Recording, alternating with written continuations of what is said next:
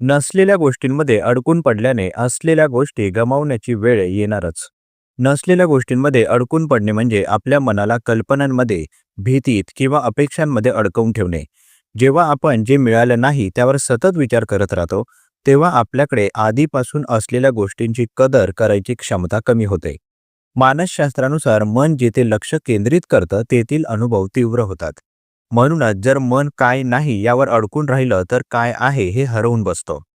यामुळे ताण, असमाधान आणि आत्मविश्वास कमी होतो. सध्याच्या क्षणात जगणं ही मानसिक स्थैर्याची गुरुकिल्ली आहे. स्वतःकडे असलेल्या गोष्टींसाठी कृतज्ञ राहणं आणि त्यातूनच आनंद शोधणं हे मनाला संतुलन देते. वास्तव स्वीकारल्याशिवाय समाधान मिळत नाही.